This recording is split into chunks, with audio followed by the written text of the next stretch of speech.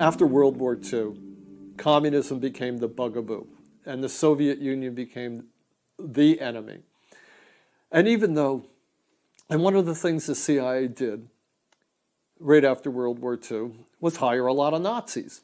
Guys who'd been Nazis were now recycled and brought into the CIA. The Nazi rocket scientist von Braun went to work for the United States developing intercontinental ballistic missiles. So the Nazi past was forgiven, and Nazis went to work for the United States, including a guy named Reinhard Gehlen, who'd been the Nazi military intelligence officer in charge of operations against the Soviets in Eastern Europe. And this guy Gehlen became the head of the CIA's main intelligence operator into East Berlin and areas like the Ukraine, where the Nazis had intelligence agents during World War II. And this guy Reinhard Gehlen, on behalf of his new CIA masters, just activated all the agent nets that he had during World War II.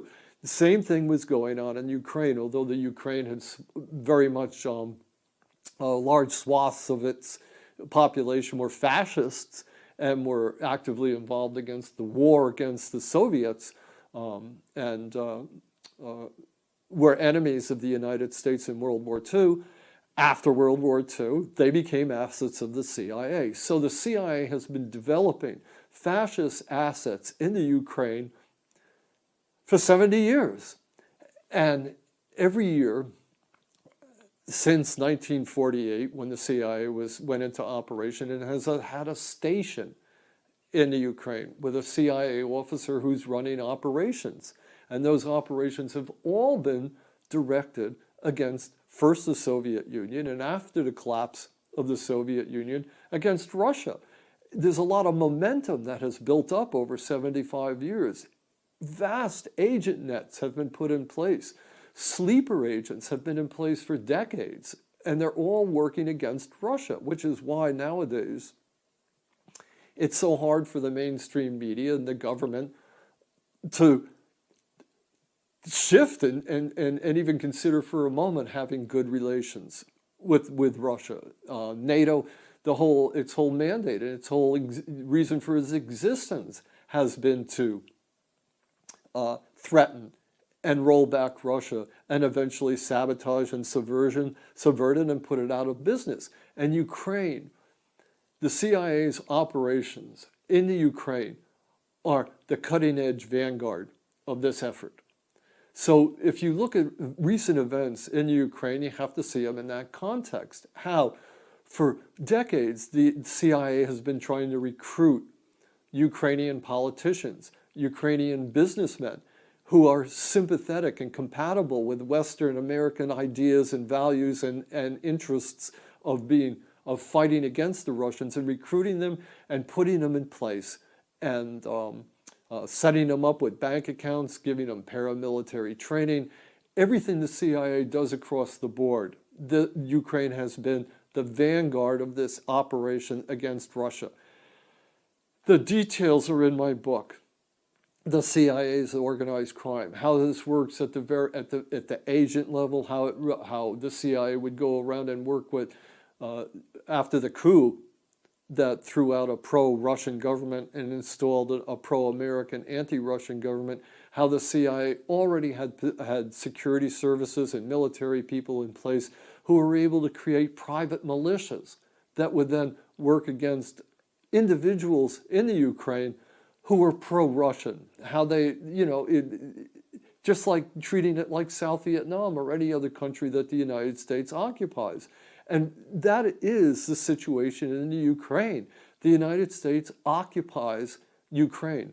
Its government is an occupation government that's supported and funded and directed by the United States. And the businessmen and the military people and the politicians that support the Americans benefit, and those who don't are put on hit lists and they're targeted.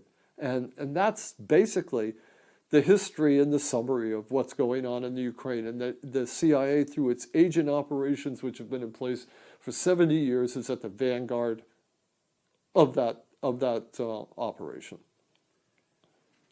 So is the intent and purpose of the CIA and American involvement in Ukraine to topple Russia, to balkanize Russia? Oh, absolutely, but also to steal Ukraine's, to take all the natural resources that are available there, the profits that can be had. I mean, it's capitalism.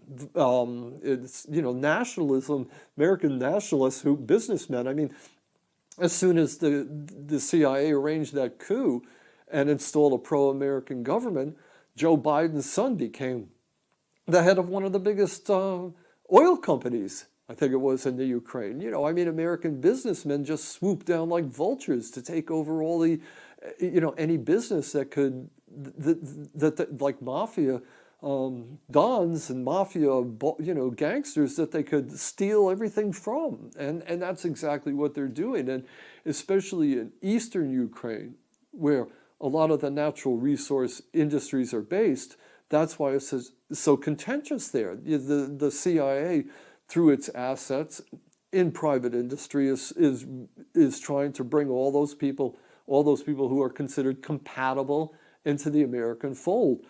You don't see it at its dirty level, the level of blackmailing people, the level of extorting people, the level of the CIA using its underworld contacts to squeeze these people and to force them out of business and to make life miserable for them so that they give up their associations with Russians and Russian businessmen.